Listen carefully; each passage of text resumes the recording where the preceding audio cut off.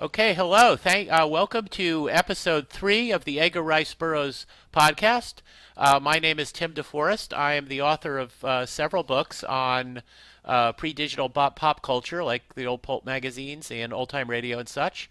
And I keep a blog called Comics, Old-Time Radio, and other cool stuff. And I am joined today by... Scott Stewart, freelance writer and editor, and part-time ghostwriter too. But you usually won't see my name in that because it's invisible. And Jess Terrell, you would know me as one of the admins in the Facebook discussion group for the love of all things Edgar Rice Burroughs. Shout out to Lilla Pop, our group leader, and my fellow admin there. And it's a total delight to be talking with you all regarding Edgar Rice Burroughs, my favorite topic. And we are going to be talking today about The Land That Time Forgot, which is, if you put a gun to my head and force me to choose, I would probably pick this as my favorite Burroughs story. To review the publication history, this was published in 3 successive issues of Blue Book magazine, a pulp magazine, in August, October, and December of 1918. They are stories set during World War I, and he wrote them while we were still at war, although the last one was published after the war ended. It was later republished as a hardcover book in 1924, all 3 parts together in one book, with a great cover by J. Allen St. John, one of the best Burroughs artists. And it's actually over the years been very fortunate in the cover artists it's had. It was featured in Amazing Stories magazine in 1927 with a Frank R. Paul cover. And in the 60s and the 70s, Ace Books published them, the 3 parts, as separate paper books. In the 60s with Roy Krenkel covers, and in the 70s with Frank Frazetta covers. Although in a couple of instances they grabbed a cover image from another Burroughs book, so they were published with great looking covers that didn't really fit the story. And there's been other editions where they've put all 3 parts together into one story again. I own one published in 1975 that's got a really cool cover based on the Doug McClure movie that came out that year. It was a science fiction a science fiction book club edition that just looks great. And that's pretty much the publication history. The book is in public domain now, so it's available as an electronic book for free in any number of sources. So it's easy to find and read. And I'm just going to go into, do you guys have anything to add before I go into like a plot summary of the first part, Land That Time Forgot? I don't have anything. Okay. I'd say proceed. Okay. Well, the first part, Land That Time Forgot, starts off with an American, Bowen Tyler, whose family builds submarines, is on a ship, a cruise ship, a passenger ship rather, heading for England. It's during the war. So it seems like unwise to be on a passenger ship at that point. But they get torpedoed by a German sub. And Tyler and the girl he's destined to fall in love with, Liz Van Roo, are in a lifeboat together. And they are eventually picked up by a British tug. And then the tug runs into the same submarine. And the tug crew captures the submarine. The tug itself sinks, but they capture the sub. And since Tyler knows subs because his family buys them, he's put in charge. There's actually quite a bit of the Germans recapturing the sub and a double agent on board and all that. That's really good storytelling. But the outcome of that is that they are lost low on fuel in the Antarctic, where they run across the land of Caprona, named after, I think it was an Italian explorer who discovered it hundreds of years ago, and they're rediscovering it.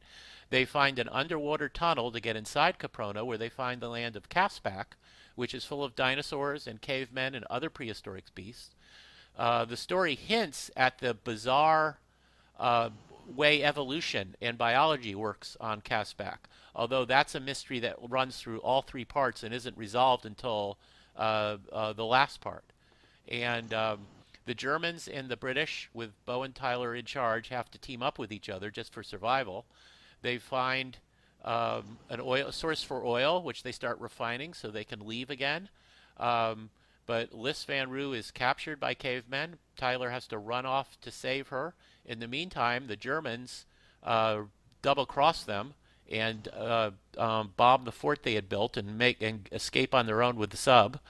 Tyler rescues the girl, and it ends with them alone out in Caspak with Tyler writing his adventure down on paper, putting it in a thermos bottle, and tossing it over the unscalable cliffs of Caspak into the ocean, where it's later discovered by Edgar Rice Burroughs, who was the luckiest man in the world when it came to running across people who had had great adventures. He was doing it all the time. So it's just an absolutely wonderful, exciting story. It's got dinosaurs in it, which is cool.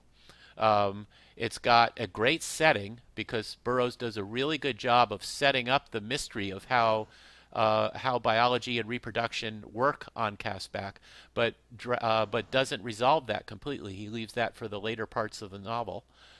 There's great characters. The German U-boat commander von Schoenfurst, am I saying that right? Yes.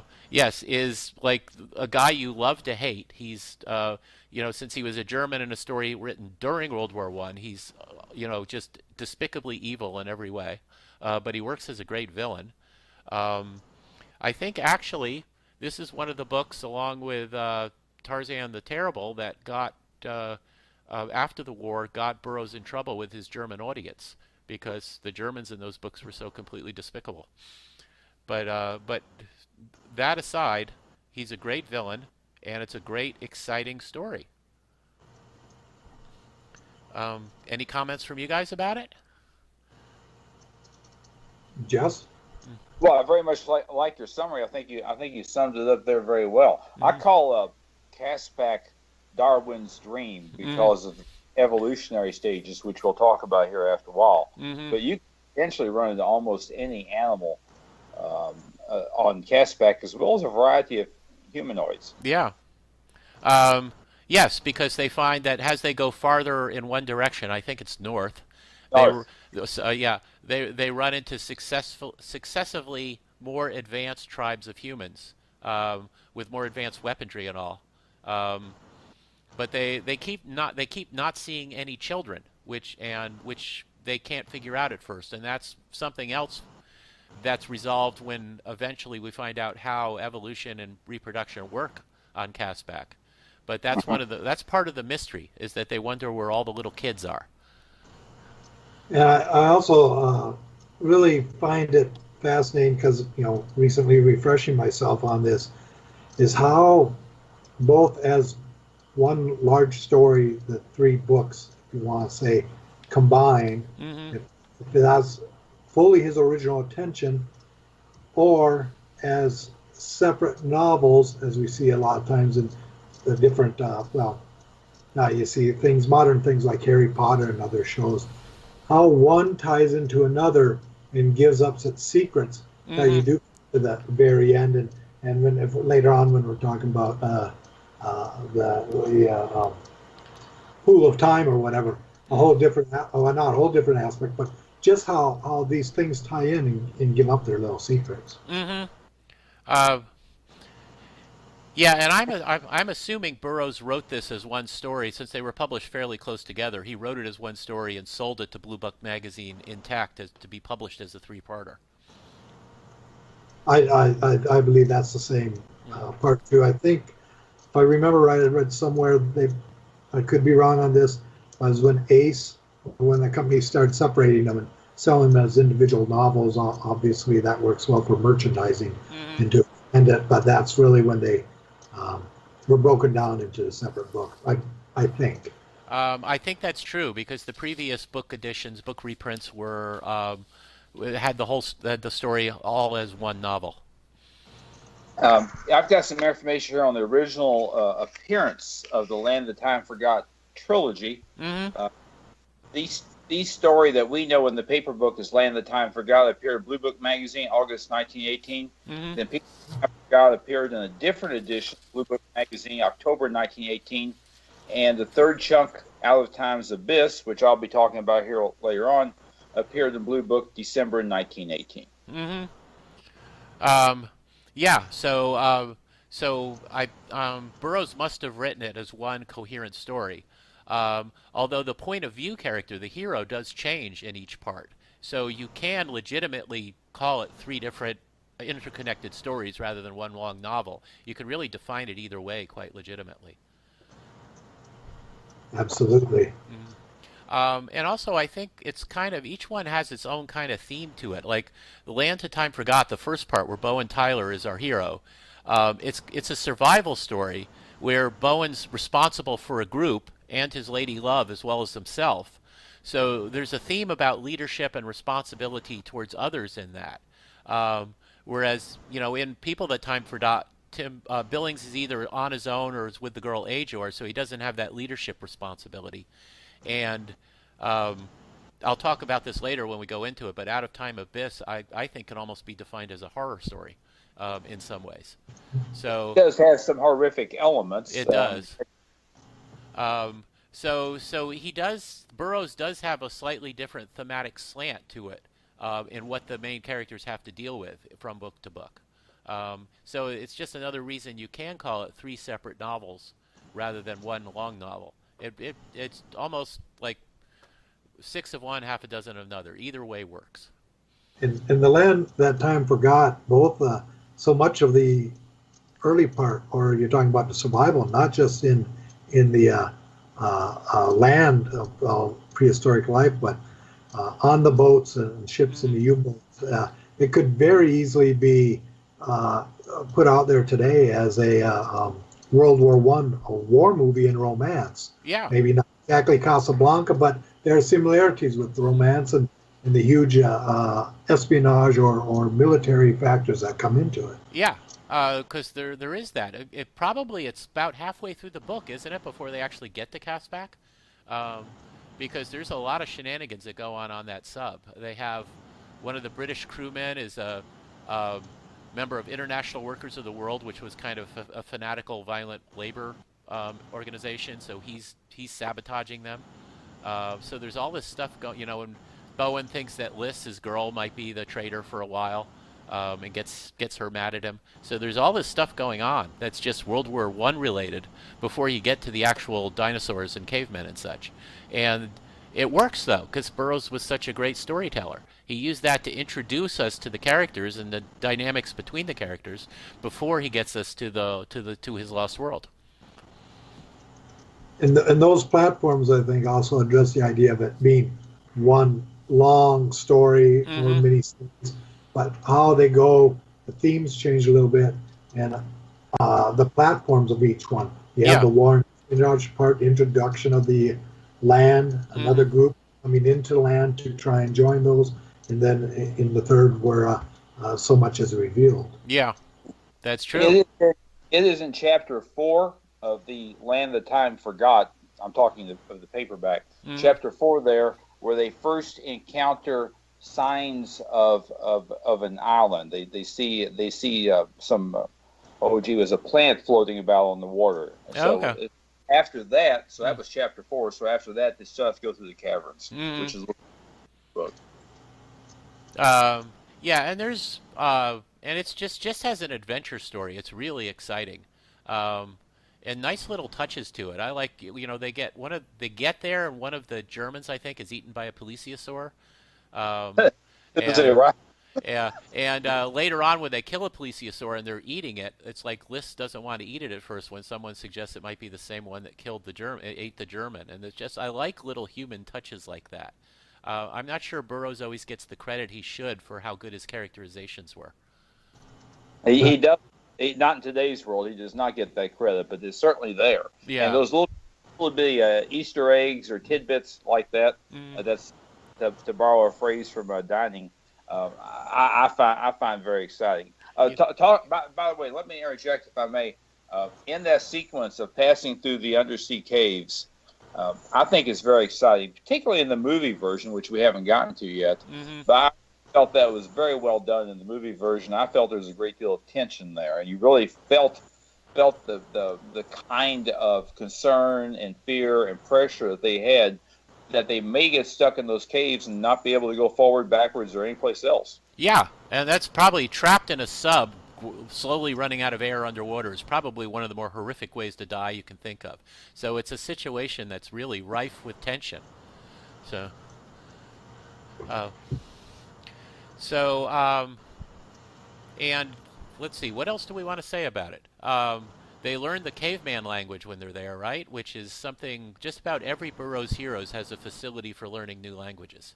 So Part of it, world building. Well, one of the things they do mhm, is they adopt one of the local cavemen. His name is and mhm, that's their intermediary and introduction to Caspak life.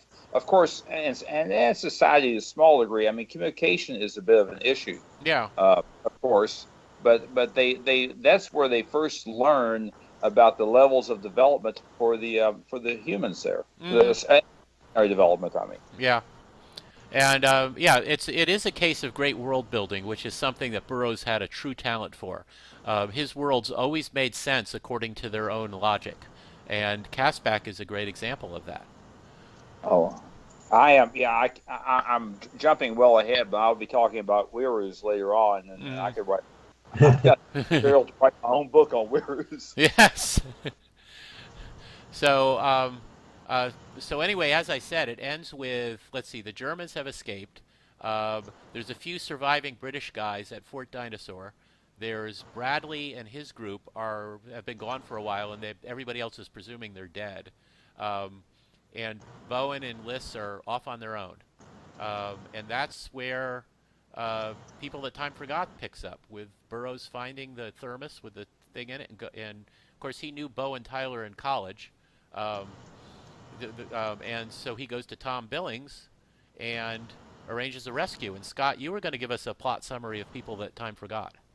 Yeah, and forgive me if I don't go through everybody's names in each part of it, because That it can be hard enough. Doing it over audio could really make me test some people's patience. mm-hmm. Uh, the I'm going to go on. I'm just going to say it's ERB, that it's Burroughs who's delivering the manuscript to continue telling the story. That he's got a hold of the manuscript that Tyler, that you were talking about, wrote and threw over out into the ocean and floated up and has been recovered. And so he's delivering it to Tyler's family, to his father. And when he gets there in Santa Monica, California, he goes cross country for this. He's waiting for Tyler's father to return to Santa Monica. And during this time, he finds out he died during the ocean voyage. I believe he's come back from Australia, if I remember right. Mm-hmm. Somewhere off in the Pacific there. And so they go through the formalities of after the body is brought back, the funeral, and they take a expedition boat called the, I'm going to call it the Torador. Does that sound right to you? I think so.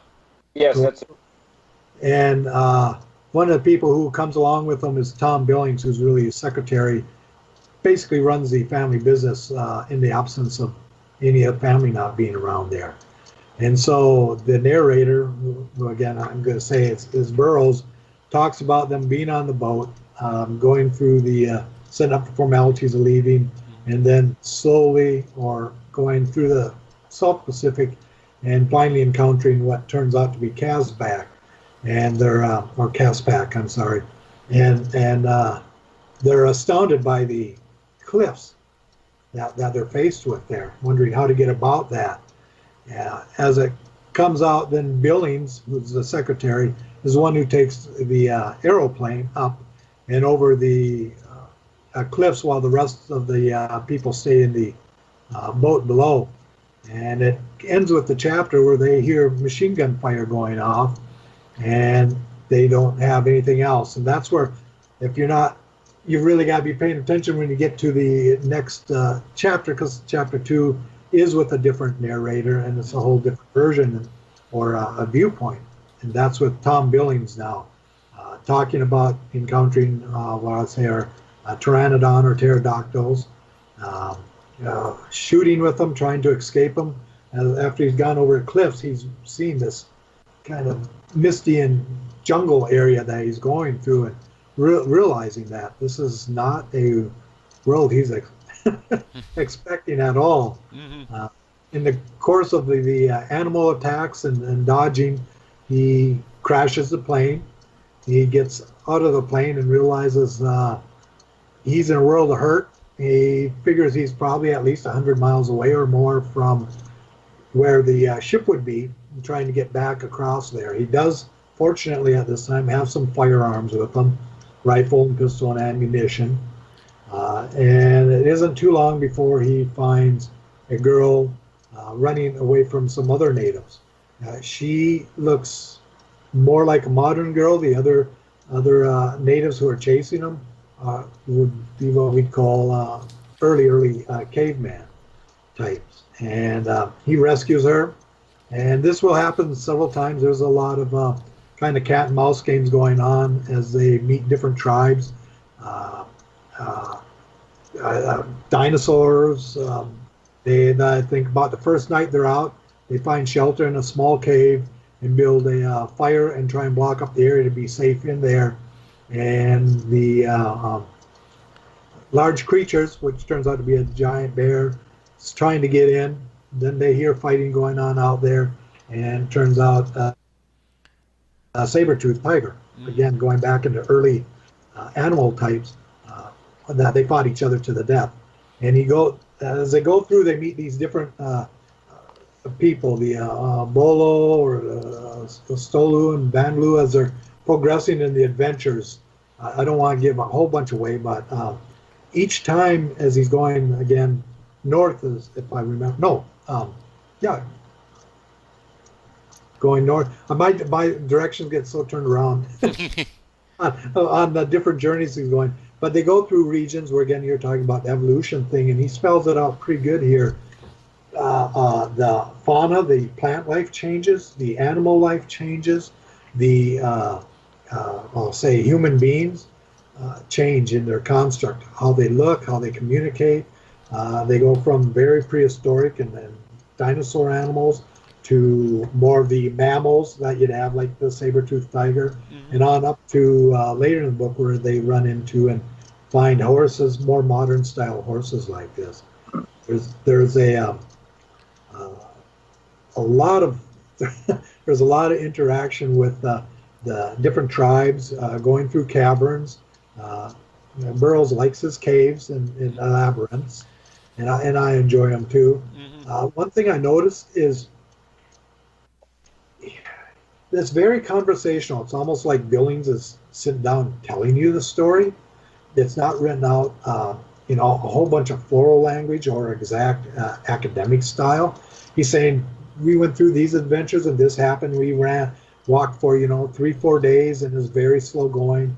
We're trying to get through it, and we had more encounters. But he doesn't spell out every encounter, which keeps the story going. Yeah. And there are certain key events that it bring in, according to the characters they meet, the different role warriors, like Shalez, who's a Krolu warrior. Along this journey, backpedal a little bit, he finds out that the humans are evolving. It's like earlier, I kind of thought of evolution where they were in different grades just within their specific zones. But when Burroughs is talking about it, they're actually traveling from tribal zone to tribal zone. They have this, we might call it instinct, like birds migrating. Yeah, they know when they're supposed to move up to the next tribe. Yeah, they're called up to next tribe because they've advanced, they've evolved to a higher thing. And I just think it's a very fun and interesting device, if you want to call it science fiction or epic fantasy. Anyway, he does in that. I found it very, very interesting.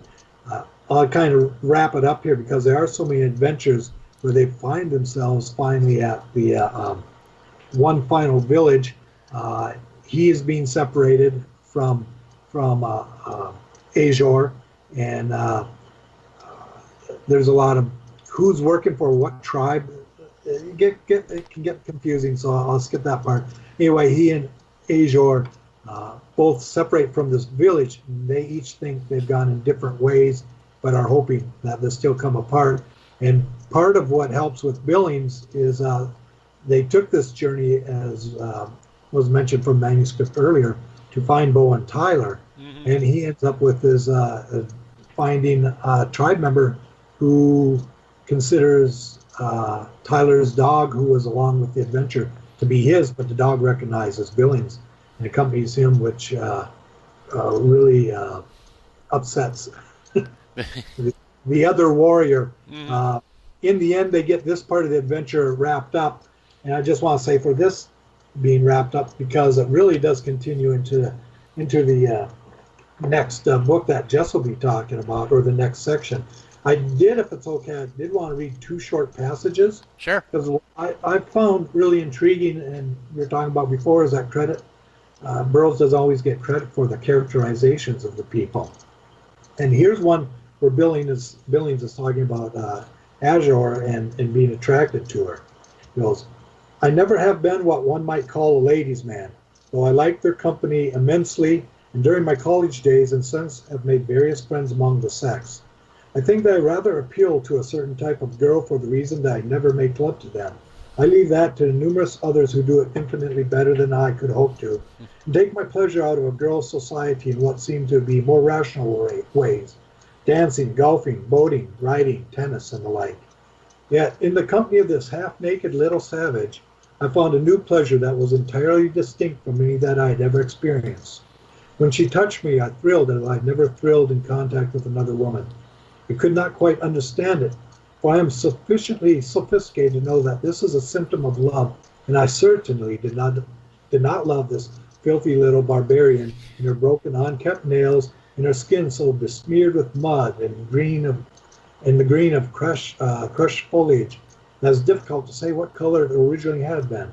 But if she was outwardly uncouth, her clear eyes and strong white even teeth, her silvery laugh and her queenly carriage bespoke an innate fineness which dirt could not quite successfully conceal. Now, in our day and age, calling her a savage little half-naked barbarian, you can run into this. So that sounds pretty sexist. But we're looking at this person from his place in society. Let's go back to World War I. So we're talking 100 years ago. Yeah. He's experiencing something he never expected, and he's not really calling her names. It's the way he's thinking, but showing how this evolves, because eventually, they will find themselves to be partners in married in the long run.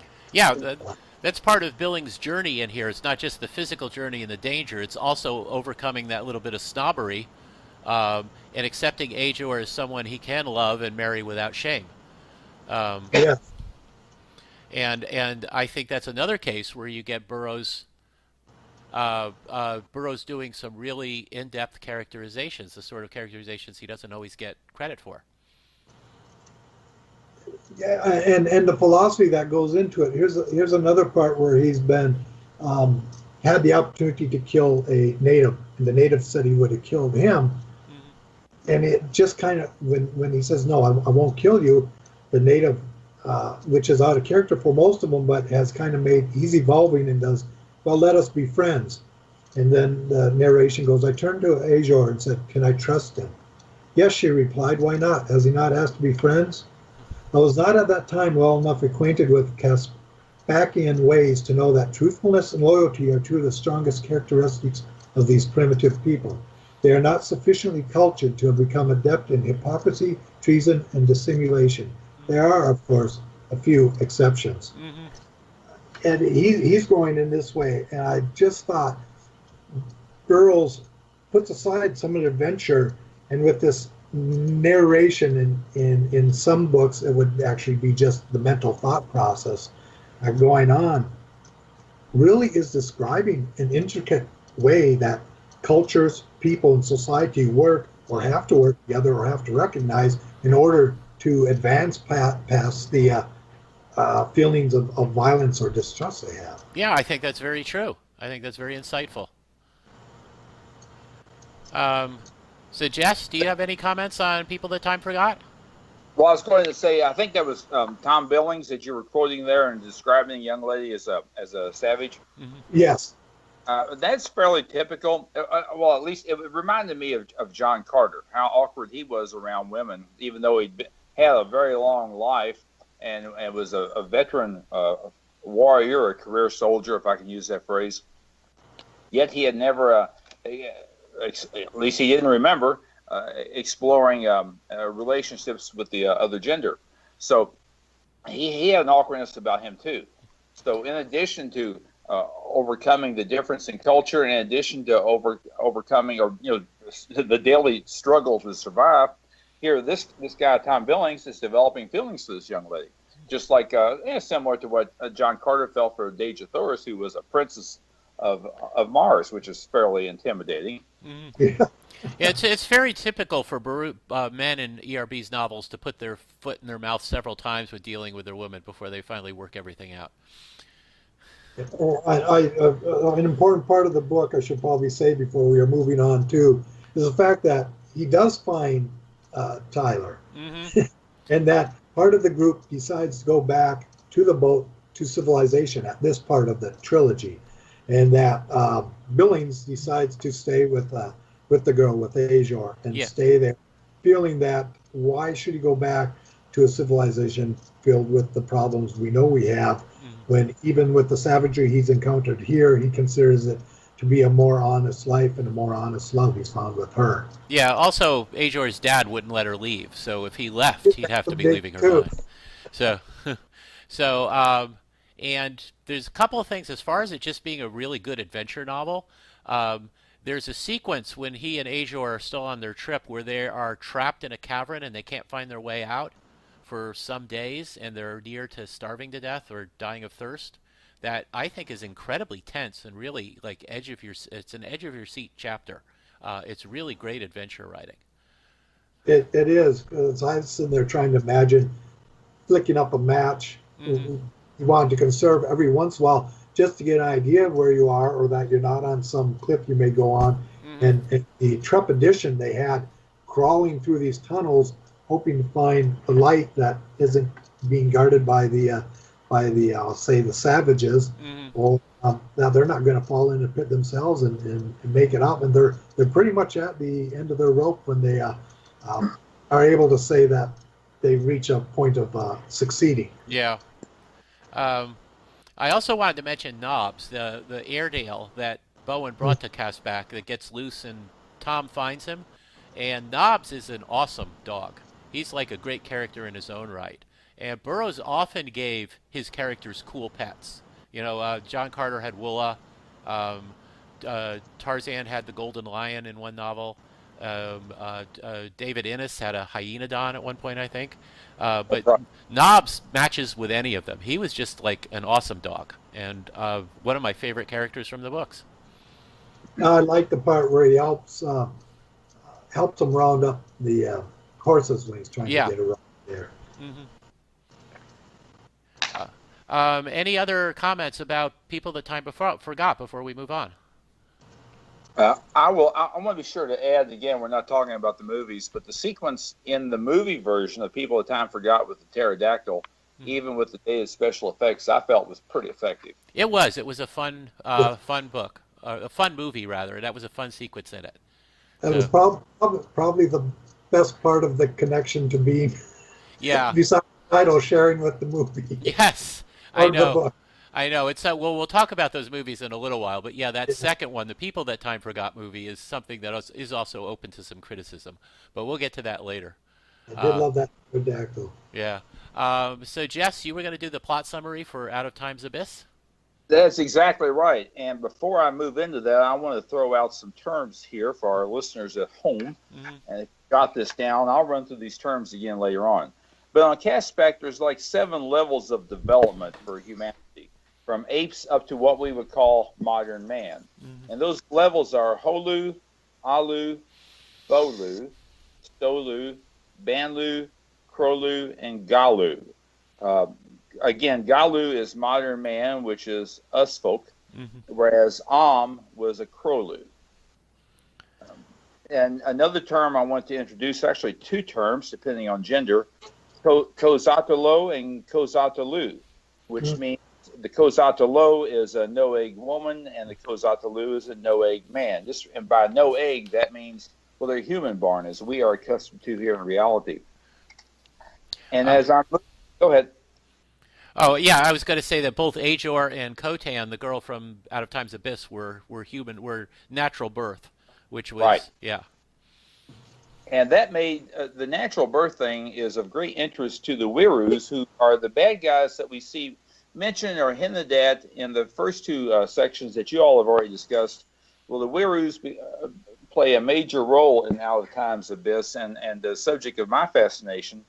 So for our listeners at home, just think of Wirus as the bad guys. And if you have to visualize them, imagine them a little bit like Bat says, humanoids with wings, with no hair, and they look like death warmed over, I would say. In fact, Tippett, when John Tippett runs into one in Out of Time's Abyss, it's exactly what he says, quote, "It was death." Now, a couple of statistics from Out of Time's Abyss. Bradley, who is the leader of the party and the principal character, the main protagonist in the story, reminds his troops that they are low on supplies. So you'll hear a read. I was using the audio version, so I kept hearing this. You'll read the phrase "can't waste ammunition" several times. And I counted one hither and thither, which is a common phrase from the Barsoom novels. There may be others, but I did spot one of those. Not that I'm keeping score. I am a statistics freak, so that probably explains all that. All right, now moving on to Out of Time's Abyss. The tale of how John Bradley was carried off by the flying men, that is the Wirus of Caspak, to the flying men's island home, where the skulls of their victims are used to pave the streets of their city. And by the way, if you all have any comments or questions or want to clarify something or whatever, by all means, speak up. Don't hesitate. Okay. Now, John Bradley, was the first mate on board the ship that was torpedoed at the beginning of Land of the Time Forgot. And he was, in effect, the leader of that ship's crew, shall we say, once they got on the island. He stood alongside Bowen Tyler in wrestling control of the German sub. And later, on the island, Caspak, the island continent, Bowen Tyler assumed leadership of the survivors with von Schornvorst in charge of his German sailors and Bradley in command of the Englishmen. And I've checked, by the way, von Schornvorst's pronunciation with George McWhorter, who holds Land of the Time Forgot as his favorite Burroughs novel. So he corrected me on that one. Okay. And another statistic: Bradley is referred to by his first name John only one time in Out of Time's Abyss. Yeah, I don't think I would have even remembered his first name. So well, I had to dig for it. I got curious. That's how I am. So the story begins with Bradley, as you all alluded to. I think it was mentioned in People of Time Forgot. Bradley led a team of 4 people in search of a passage over or through the barrier cliffs surrounding Caspak, those incredibly high mountain walls. So, as quickly happens in Caspak, 2 of his troops are killed. John Tippett, whom I mentioned earlier, and William James. They were taken down by a T-Rex and Sabretooth, respectively. Now, during the night, Bradley disappears, driving the survivors Sinclair and Brady back to Fort Dinosaur. So Bradley disappears overnight, and Sinclair and Brady, who are the only remaining survivors, return to Fort Dinosaur. Well, Bradley was carried off by a white-robed flying creature across the inland sea to a great island that we learn is called OO. That is OO-OH. OO. The city and its buildings have a strange shape. There is no city planning whatsoever. So I get the impression that someone could put a house in the middle of the street without being fussed at, except for possibly being murdered. Murder is a way of life for the Wirus, by the way. That's just something they do. But in this city, the other remarkable thing about it, or noticeable thing about it, is human skulls are everywhere. Houses are marked by skull-capped columns. The streets are paved with skulls. There are skulls every place. So, Out of Time's Abyss completes the trilogy with the reunion of the protagonists from each story, as you all were discussing. The captain of the Toreador, who arrives to rescue them, officiates over a triple wedding, including Bowen Tyler and Liz, Tom Billings and Ajor, and John Bradley and Kotan. And it is my recollection that Billings and Ajor do return. I distinctly recall what you were saying about Ajor's dad not approving of her leaving, but my understanding is they returned. Yeah, And they did.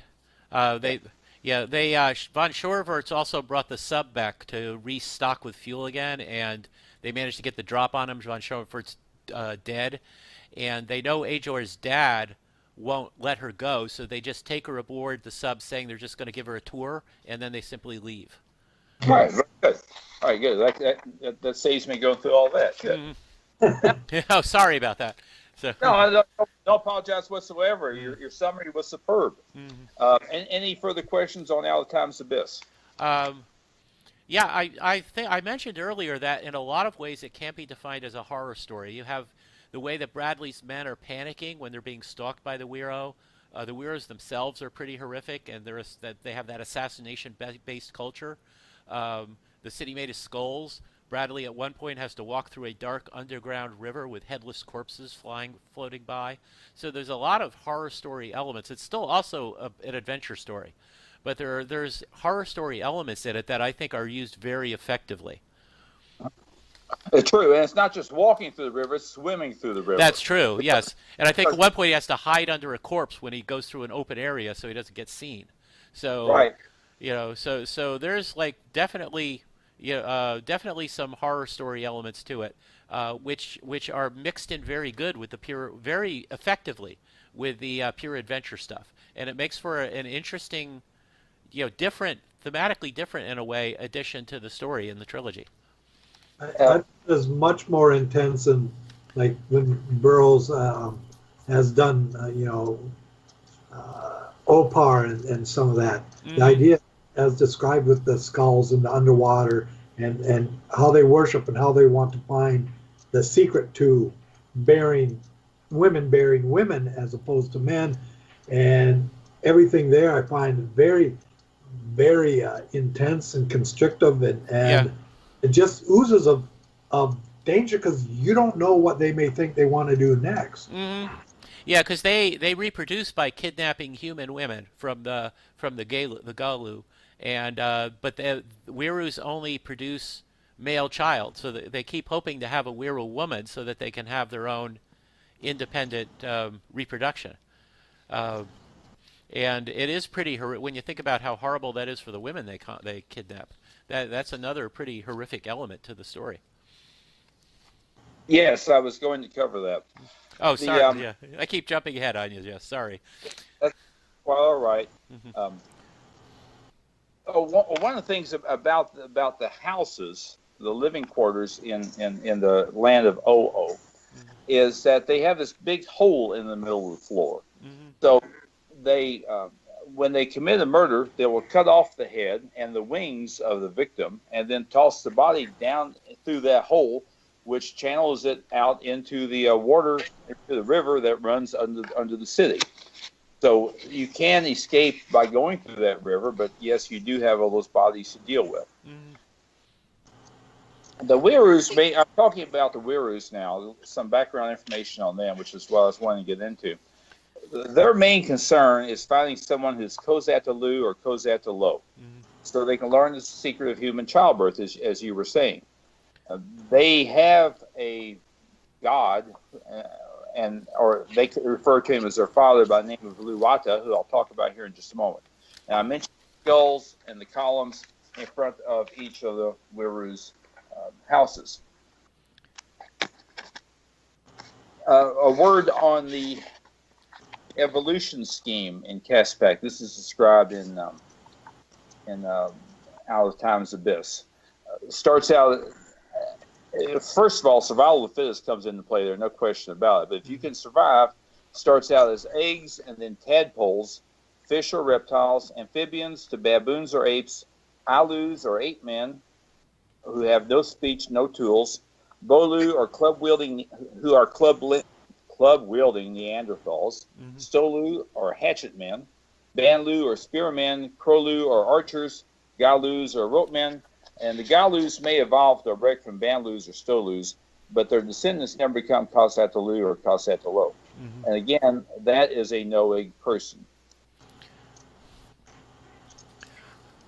Yeah, and it's really just like a fascinating biology. I mean, we're going to talk later about some of our theories about how that came about in the Burroughs universe.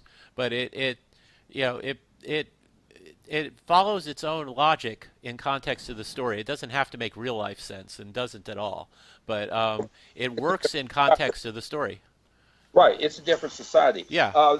Talking about the Weru's living quarters, first of all, murder is a way of life there, and they fear the color blue. So every room where a murder has occurred has blue in it. If there's like a blue stripe. So when the room is all blue, they shun that room. When all rooms are blue, then the entire outside is blue. In fact, they've got a place that they call the Blue Place of Seven Skulls, because it is all blue. Yeah, which just means countless murders have happened there. Exactly. Now, they also, their robes that they wear. I wanted to discuss that for just a moment. And it's the way they illustrate their rank. So the robe starts out as white. And as they commit murders, you get a white with the yellow slash. And then white with the red slash. And all red robe, you get a long curved knife. And once and if you commit more murders, you get a white robe with a blue slash. And all blue robe, that's incredibly rare, and that is he who speaks to Lawata. No Werus wear ornaments. The Weru is regarded as a supernatural being. They do have a written language, and they have some mental powers. And they first started out, their wings were very small, but the wings developed over time. It's not stated so in the book, but it's quite possible that the Werus just, shall we say, did away with the people whose wings were small, so that they could do selection, so they could encourage those with wing growth. Yeah, kind of like unnatural selection. Yeah, that's what I was looking for, natural selection. Yes. Now, one thing that I find interesting here too is with them being on Caspak, the most, if you want to call it, I don't know if you want to call it the most evolved, the most intelligent, the most nimble-minded, maybe, because of everything you're citing there, Jess. And yet, murder is like a common occurrence there. They're bloodthirsty. I find it interesting. You have this island with the evolution going on there, where you get up to like the Galu and stuff, and you have a reasonable community of living together in a civilized way, and then you have this other one that's on a whole separate plane, and how murderous they are, whether that's because they're trying to discover the secret of the birthing and evolution process or what, but it's almost like a Frankenstein monster. Yeah.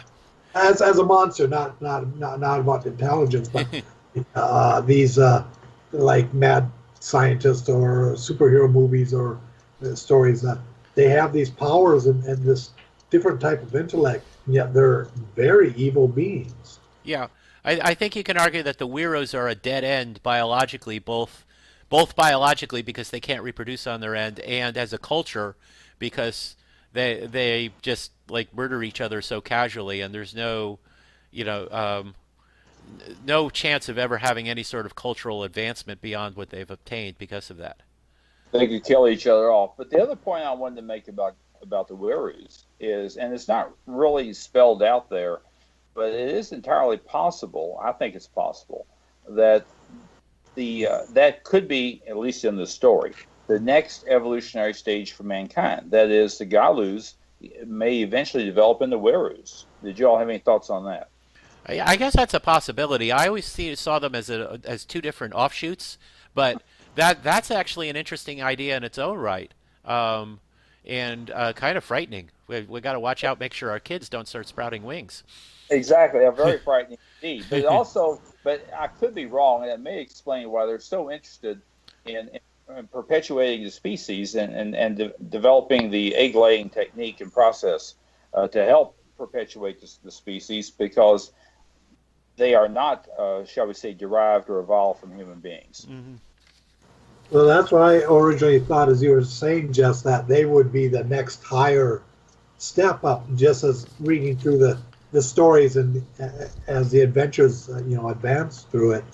But then when I'm reading more about it and thinking more about it, I'm like, see, I don't see that evolution step coming here where everyone seems to be more civilized to evolving there. And I also, they probably are separate due to the fact that fear that other people have, and no one wants to be called into that next evolution where you're part of them, and they're on the island like that. So maybe that's a form of hell or the devil or a different type of future mankind could face, because you can see a lot of parallels with Burroughs is telling these stories that there could be a bit of a moral to it. Yeah. Well, it certainly does reflect, shall we say, some of the worst aspects of mankind, this propensity to murder and such.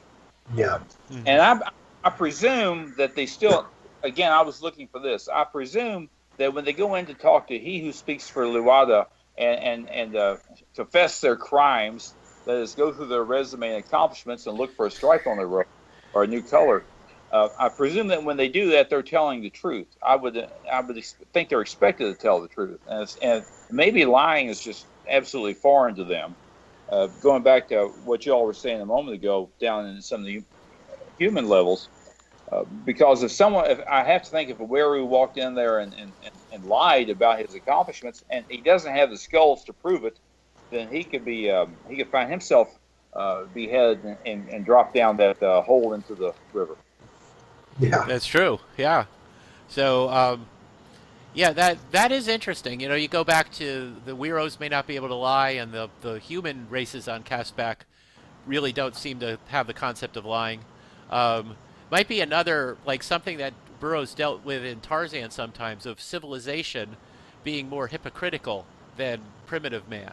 And there's a purity to primitive man that we lose when we become civilized. Well, yeah, Tarzan would definitely say that. He thought very little of civilization, Mm-hmm. and he was more comfortable in the jungle, and he understood better. And you're right, in the jungle, there's not much lying unless people are involved. Yeah. So, okay. Oh, there's a couple of things I wanted to say about Out of Time Abyss. Or Jess, did you have anything else before I jump in? I'm done with Out of Time's Abyss. I still have some other stories to talk about, but go ahead. Yeah, I thought it was interesting that Bradley meets the girl that he's going to fall in love with, who's a prisoner of the Weru, and rescues her. And we're like 3/4 or more through the novel before Burroughs remembers to give her a name. It's like, I noticed that. I'm glad you. I should have included that in my statistical analysis. Yeah, it's like her name's Khotan, but we don't learn that until Bradley's been hanging out with her for like weeks and weeks and weeks. It's like at some point Burroughs realized, whoops, I haven't named her yet. I'd better toss that in. Keep us in. Yeah. And if I can do my one criticism of the trilogy, is that when Bradley and Khotan get back to the mainland and they meet up with the guys at Fort Dinosaur, and then the sub comes back, that feels a little bit anticlimactic to me. After the main story involving the Wero and the escape from the Skull City and all of that, that ending, even though it was well written by itself, just came across as a little bit anticlimactic. You mean like it hurried to a conclusion? Kinda, sorta, yeah. Yeah, I understand your point. I think that's fairly typical of Burroughs. He's pretty well got all the loose ends tied up, and everyone lives happily ever after. And again, not to downplay it, certainly not to criticizing. Yeah, I would not do that. But I would say that's what you just said there is fairly typical of his stories. Yeah, I think so. But okay, and there was, Jess, you were going to give us a plot summary of the Russ Manning novel Tarzan, unless Land of Time Forgot, graphic novel, I should say. Yes, indeed. I'll proceed with that then. Mm-hmm. In my opinion, not to take anything away from John Coleman Burroughs, but what seemed to be the natural successors to Burroughs' legacy was a couple of people. One, of course, is Philip Jose Farmer, mm-hmm. and the other one was Russ Manning. And Russ Manning wrote the Tarzan, the Land of Time Forgot, and probably around 1974. It was first issued in the European market and was later published here in the States by Dark Horse I have the year someplace. 1997. Thank you. 96 in my notes. Oh, 96. Sorry, yes. That's okay. So, in that story, Tarzan goes to Caspak to find Tom and Ajor Billings' daughter, Lya. Lya is the way I'm pronouncing that, Lya. Now, her mom is Ajor, and Ajor, as we just discussed, is from Caspak. So Lya was just born with an overwhelming urge to go to Caspak. It was an urge, to sort of an instinctual thing. She didn't really know much about Caspak. Her mom would not discuss it. Any information she got was from her dad. So the only thing she really knew was the longitude and latitude and the name Caspak. Was not aware. Go ahead. Oh, I was just going to say, apparently she also doesn't read Burroughs' novel because she would have gotten a lot of information from there. Good point. I wish I'd said that. Darn, that's a good point. Good. So, she doesn't know anything about volcanoes or dinosaurs or other meteors. She doesn't know what she's getting into. But some kind of instinct is driving her to return to a home she never knew. Now, the interesting thing here is, of course, we know about the homing instinct in Pellucidar. There's been no mention of a homing instinct in Land of Time Forgot. But still, something there is pushing her. Now, to her benefit, she is, before she leaves civilization, she's proclaimed as the greatest woman athlete the world had ever known. In fact, a direct quote is, she competes like a woman possessed. So clearly she's her mother's daughter. Now, so she leaves kind of without giving any notice. Her fiance finds out about this, didn't bother to tell him. His name is Kleinard, and he's all concerned. He knows enough about the island to know it's dangerous and that she's gone around the world and can't be reached. So he finds a way to contact Tarzan to enlist Tarzan's help in finding Liz. So he and Tarzan go there, and as soon as Tarzan gets in Caspak, he gets carried off by a pterodactyl. And the story does the thing I like. It's a fairly it's a good story. It is. But go ahead. I keep hearing somebody trying to say something. Oh, I was just agreeing it was a good story. Go ahead. Okay. So the story does delve more into the evolution process of Caspak, and one of the significant scenes that I felt, in fact, on the pictures that I've sent to you to include in the video, there is a scene drawn by Russ Manning, to give credit, that shows the women folk in Caspak in the birthing pool. Mm-hmm. Now, Liz literally falls into one of these birthing pools, and she describes it. It says, "It made me feel strangely good, like sweet, delicious electricity tingling into me."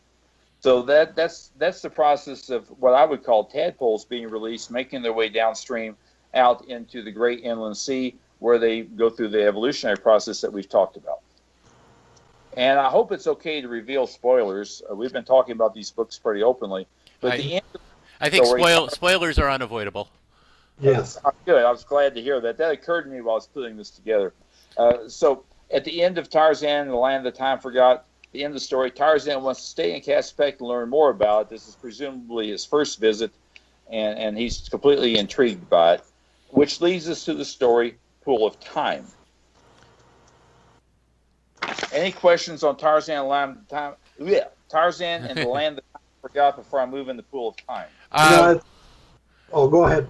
I was going to say a few things. First, whenever Tarzan goes somewhere where there's dinosaurs, getting carried off by a pterodactyl seems to be very common because it happened to him in Pellucidar, too. You're exactly right. Exactly what I was thinking about and alluding to, and I meant to come right out and say that, so thank you for mentioning it. And some of my favorite artwork is pictures of him being carried off by a pterodactyl. Yeah, and I want to say that there is a 2-page splash illustration in here where Tarzan and the Galus are fighting one of the more primitive tribes and some dinosaurs. That's one of the most fun images I've ever seen. I mean, Manning's artwork is always fantastic, but this 2-page battle scene is just one of my favorite comic book images ever. Exactly, and believe me, when I scanned a couple pages there for our video, I was so tempted to scan more, but I try to respect copyright. Yeah, and also I didn't want to damage my book by trying to press it into the into the scan. Yeah, I don't blame you for that. So. But let me note that this graphic novel, Tarzan and the Land of Time Forgot, and it does include Pool of Time, published by Dark Horse in 1996, as we said. is a beautiful work, and I highly recommend it. If to me, it is, and that's what I was trying to say. I'm almost using the word evolution. It is a natural follow-up to the Land of the Time Forgot, the original Land of the Time Forgot trilogy that Burroughs wrote. So I would definitely encourage taking a look. And the artwork is, of course, beautiful. Russ Manning is really on his game with these stories and these panels. I agree. I think this is as good as anything Manning's done. I'm mesmerized by it.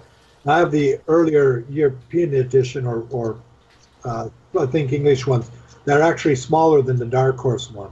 The Dark Horse in the larger size really lets the art is so luxurious in it. I want to hear what you had to say about Pool of Time, but I do want to say the two stories together, and I reread them again this afternoon.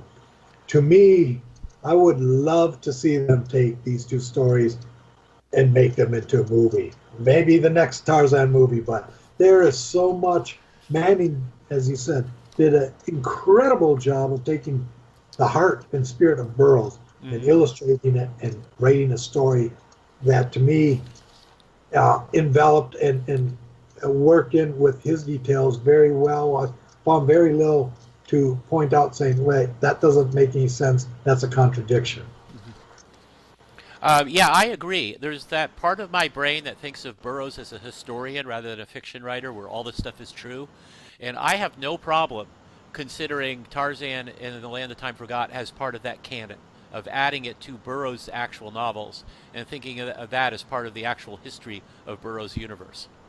Well, and I agree totally with that. In fact, when we first started discussing this, that's the first thing I think that's the first thing I said was, we need to make sure we talk about these works. Yeah.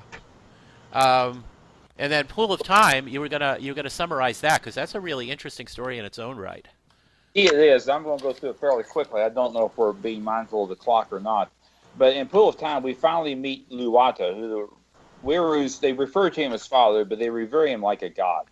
Now, Luata is the Pool of Time, and it is fed by, and I'm quoting now from the material, is fed by the great mother river of time that flows deep within the earth. George McWhorter describes the Pool of Time as a whirlpool of knowledge. And certainly in seeing Manning's artwork and the way the story develops, I think that's a very good statement. So, but I would say the Pool of Time is an energy quicksand that's mystical, alluring, dreamlike, telepathic, and enchanting that takes you any place you can dream of and encounter anyone you can dream of. And this is illustrated by Manning's artwork. And again, I chose not to scan those pages.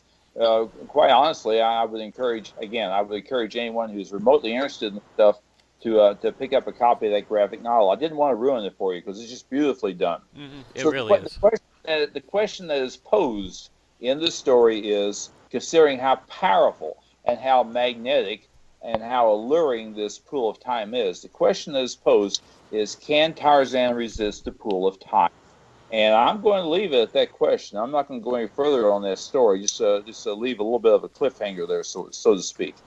I will say that I did scarf pictures of the Wiru meeting room, which was also on the cover of one of the old Burroughs bulletins, I think number 32, and a picture of Skull City to show those columns I was describing. By the way, A Pool of Time and Tarzan and the Land of Time Forgot, and this may be, Scott, this may be what you're referring to, appeared in a UK publication from Treasure Hour Books, published in 1974. Hang on. Excuse me. These stories won the 1997 Will Eisner Comic Industry Awards for Best Archival Collection.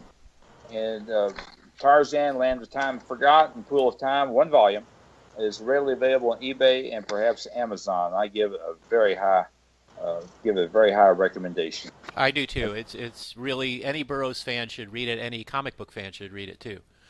I think another enticement would be, and again, I like the way you left off, Jess, so to try and draw people in. Highest recommendation, but the Pool of Time, even though a lot of fans of these writers I'm going to mention cross over, but the Pool of Time should appeal to anyone who loves Abe Merritt and anyone who loves H.P. Lovecraft.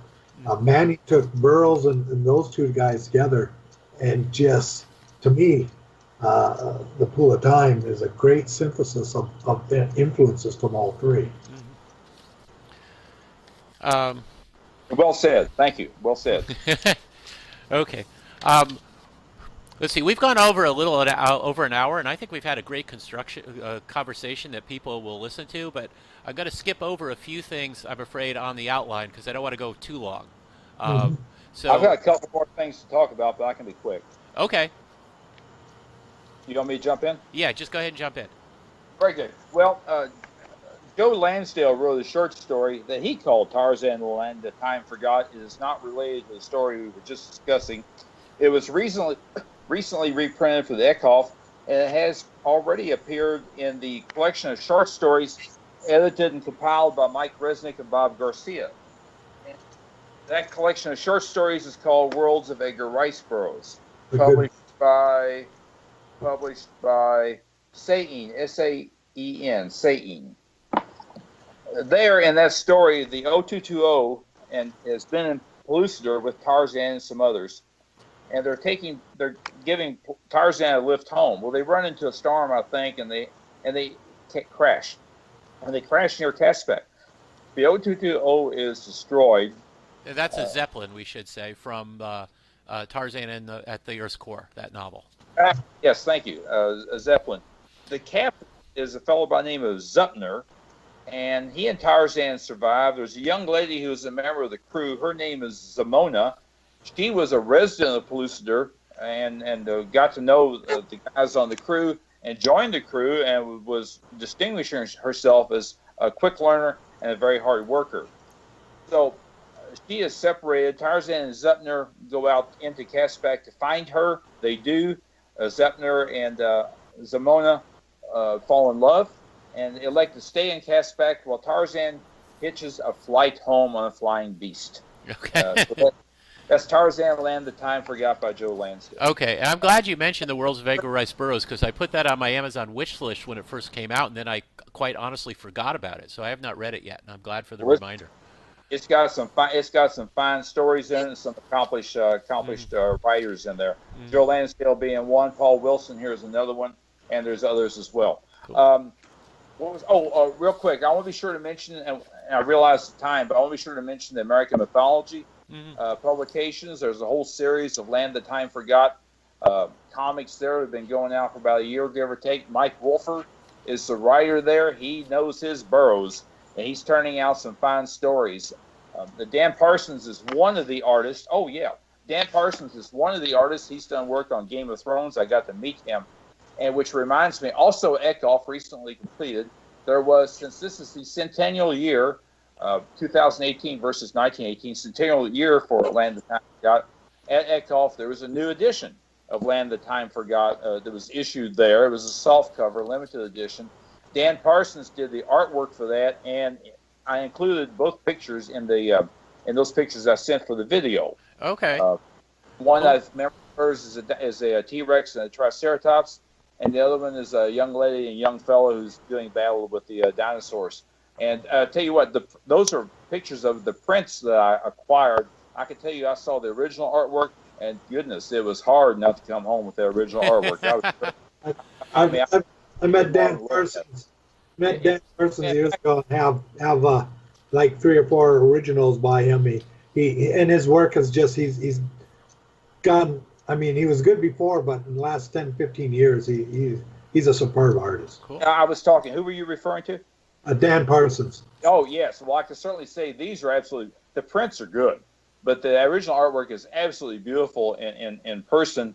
And in fact, I was so enchanted and bewildered as to what I was going to do, I forgot to take pictures of the original artwork. That's why I got pictures of the prints. But I want to be sure I gave a shout out to American Mythology. I can say where the stories begin there is that one of a descendant of one of the survivors, I believe it's Bowen Tyler's daughter, leads an expedition to go back to Caspak, and when they do so, they find a time portal and a German submarine. And I'll leave it at that since we're short on time. So Okay. American Mythology, check it out. Yeah, so I did want us to cover the 1975 movie version with Doug McClure, which I think is a really fun movie and very faithful in a lot of ways to the original story. Um, and it's one that's worth watching. I saw that in the new version of Mystery Science Theater 3000, which makes fun of bad movies. They did that one in one episode, which I thought was just not proper because it's not a bad movie. It's very faithful to the novel. There are some differences. They changed von Schoenwurtz into from an out-and-out bad guy to a fairly noble person. But it follows the storyline fairly closely, other than almost everybody dies at the end, other than Bowen and Liss. Um, and it has, of course, the special effects show their age, but it's still a fun film. You guys enjoy the Doug McClure movie?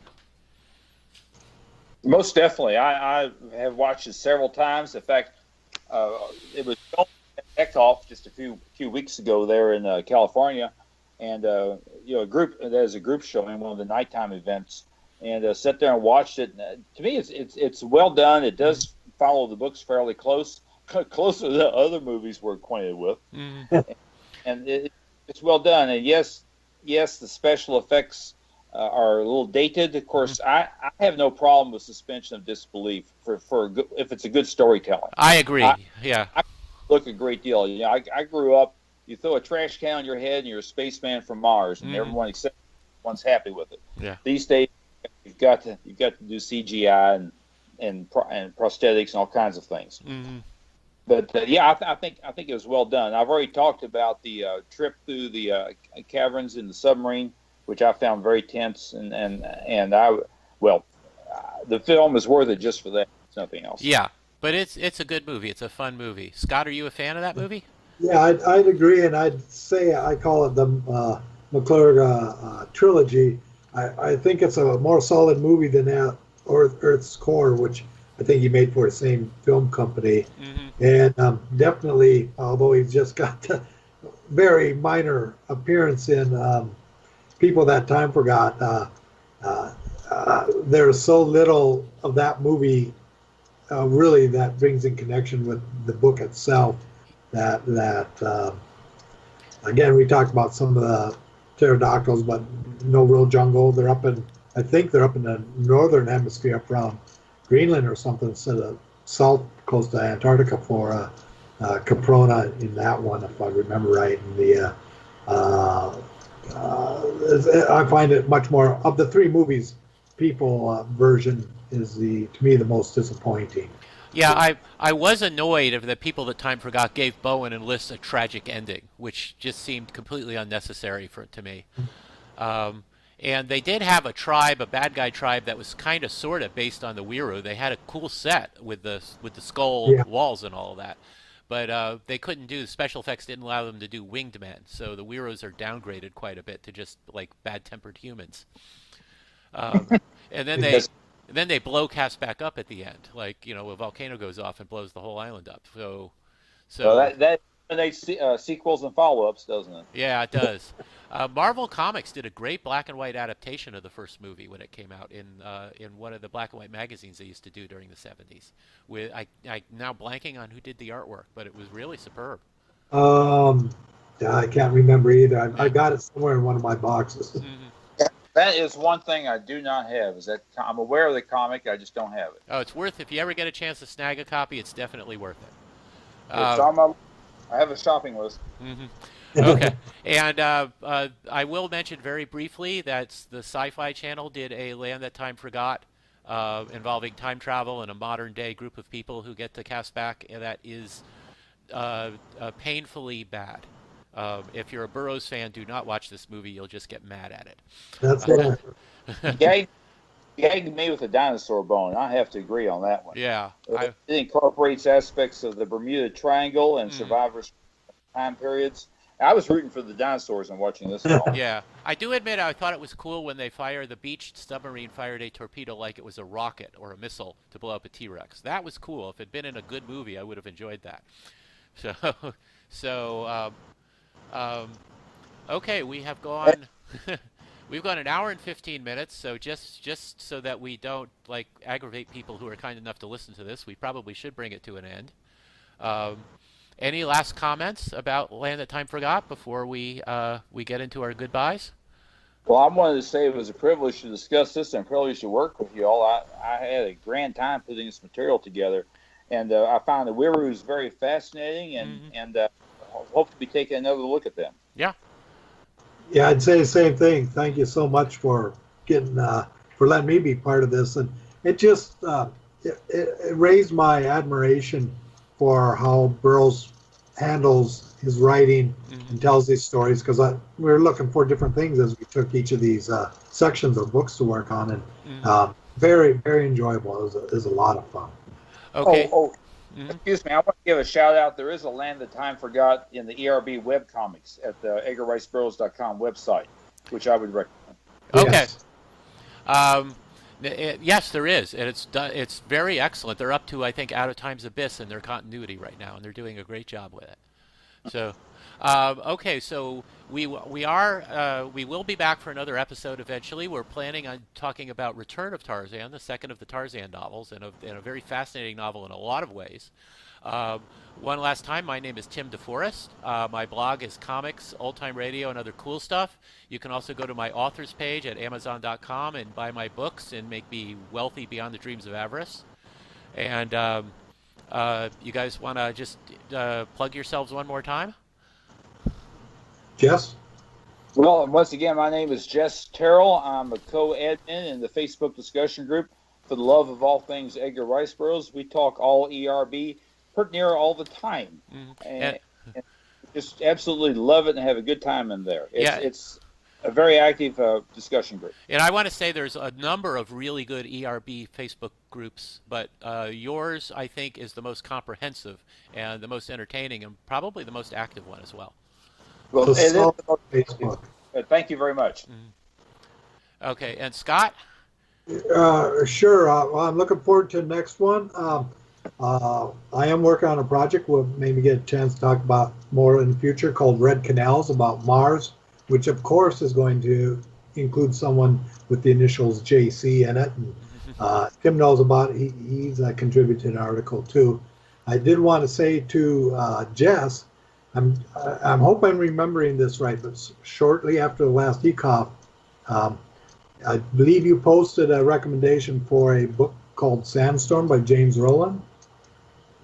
No, that was not me. Mr. Rowland was at ECOF, but I don't recall a recommendation. Okay, well, maybe it's someone else. I must have realized you did one, either posted a picture of him. Anyway, I did pick up a book by him called Sandstorm, which deals with lost cities and stuff. I've just got a bit of way into it. Really smooth, easy reading and storytelling. So whoever put that recommendation after that convention, thank you. Okay, well, that's it for now. We will be back with another episode before too long, I hope. And thank you all for listening.